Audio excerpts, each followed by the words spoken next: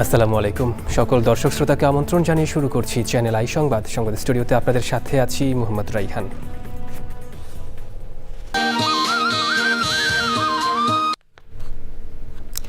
উন্নয়ন ও অগ্রগতির নামে দেশের মাটিতে বিপন্ন হয়ে যাওয়া খেজুর গাছ ও গুড়ের ঐতিহ্য ফেরাতে যশোরে চলছে বহুমুখী উদ্যোগ। ইতিমধ্যে হাজারো খেজুর গাছ যেমন রোপণ করা হয়েছে, তেমনি নিরাপদ উপায়ে রস সংগ্রহ ও গুড় উৎপাদনে চলছে গাছি বাড়ি নামের অভিনব উদ্যোগ। এর ফলে পরিবেশগত ঐতিহ্য ফেরানোর পাশাপাশি গতি পাচ্ছে স্থানীয় জীবন জীবিকা ও অর্থনীতি। যশোর থেকে আকরামুজ্জামানের তথ্য, ভিডিওচিত্রে মোশাহিদ রনির রিপোর্ট। আবহমান বাংলার পরিবেশ, প্রতিবেশ ও ইতিহাস ঐতিহ্যের অবিচ্ছেদ্য অংশ খেজুর গাছ। তবে কালের বিবর্তনে ইটভাটার জ্বালানি সহ নানা কারণে হারাতে বসেছে খেজুর গাছ। যশোরের যশ, খেজুরের রস।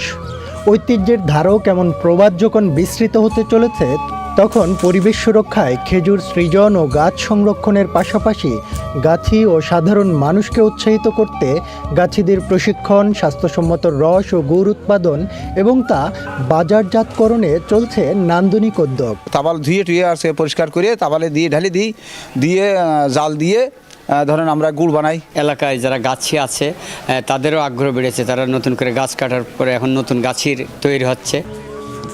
স্বাস্থ্যসম্মত খেজুর গুড় ও রস উৎপাদনকে স্বল্প ও দীর্ঘমেয়াদে ইতিবাচক বলছেন সংশ্লিষ্টরা। যে ন্যাচারাল রিসোর্সটাকে যদি প্রপার ইউটিলাইজ এবং ম্যানেজমেন্ট করা যায়, তাহলে এটা আমাদের একটা এন্টারপ্রেনার, ভালো একটা শিল্প এবং এইটার থেকে আয়ের একটা ভালো পথ তৈরি হবে এবং মানুষ ভবিষ্যতে এটাতে আরও বেশি নিয়োজিত হবে। ওরা তো সমিতির মাধ্যমে সহযোগিতা করে ওই নিজের পণ্যগুলো উৎপাদন করতে পারে, তারপরে বিক্রিও করতে পারেন, তারপরে সমস্যা আসলে একটু একসাথে সমস্যা সমাধান করতে পারে, এরকম অবস্থাটা আমরা তৈরি করতে পেরেছি।